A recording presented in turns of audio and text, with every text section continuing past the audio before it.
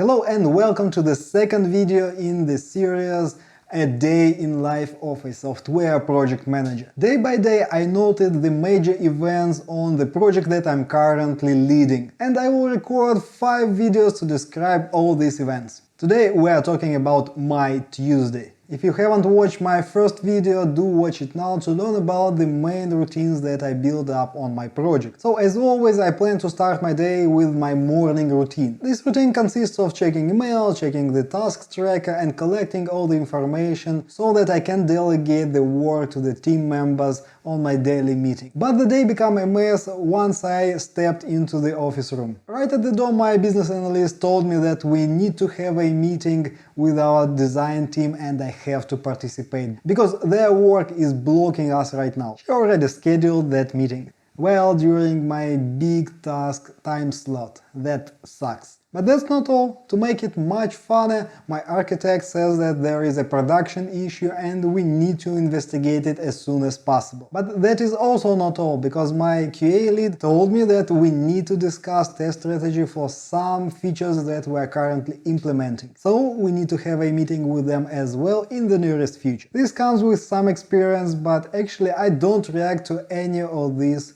things. I know them, but I continue with my morning routine. Well, there might be even more important tasks already in my inbox, so I want to have the full list first and then prioritize what needs to be done. And guess what? I was right. In the inbox there is a request from clients that we need to test our application on iOS 13 that just came out from Apple. So, meeting with designers is already a fact, the production issue is something that we need to deal with right now, the test strategy meeting can wait a day or two, and I can delegate the testing of iOS 13 to the QA team on the meeting. So rather than answering emails as I usually do, I had to jump right in and facilitate the work on the investigation of the production issue. So we discussed the problem with team leaders and selected some assumptions that they need to check right now. I had to write an email to another team so they check the assumption that we have for us, because quite possible the defect is not on our side. So we finished our discussion just before the start of the daily Scrum meeting,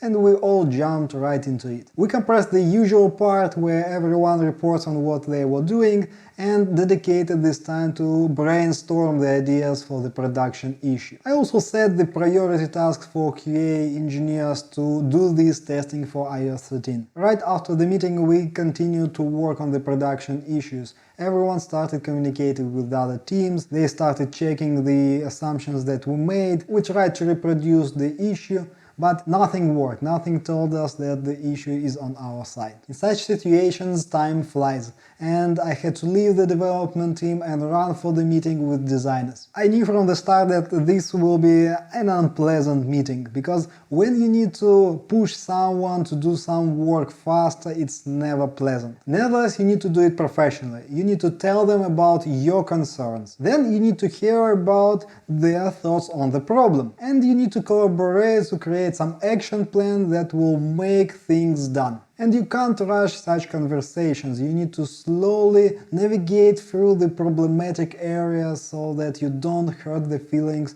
of people that you will be working with for the next few years. Alright, this meeting went pretty well, but it was emotional, so right after it we couldn't get back to the development team and continue working on the production issue. While we work out a collaborative approach to a more productive work, some of my team members are still unsatisfied. So I had to spend another half an hour to move the outcomes of the meeting from emotional and personal to a professional landscape. So when finally I got back to the development team, I learned that the production issue was not on our side. Such a waste of our nerves and time. Nevertheless, it's a part of the process and you can't do anything about it. You need to respond to such requests. But as a project manager, you should always have the resource of time and efforts to address all these requests. As things slowed down a bit, I took time to have some team building activities with my QA team. So we took some coffee and went outside of the office to have some fresh air. Everyone needed to vent some steam, so for sure we discussed this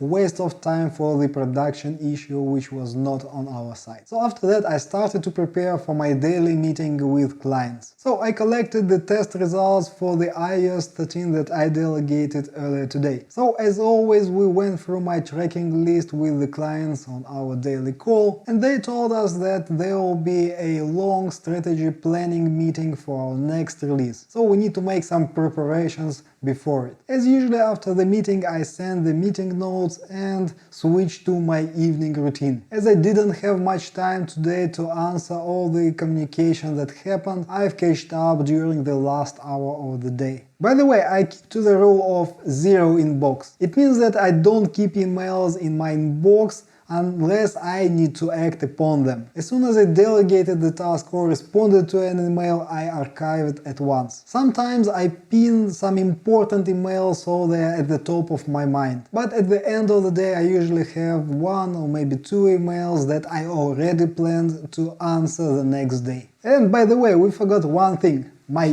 big task for today. I wasn't able to finish testing all the mobile upgrade that I took on the start of the week. The DevOps team made some changes, but the ball is on my side now. And it's a key takeaway for you from this video.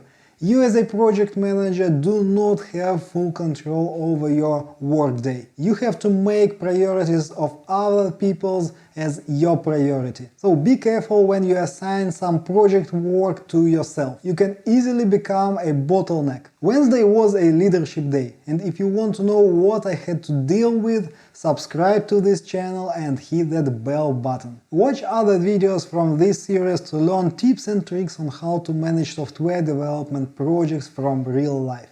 See you in the next video.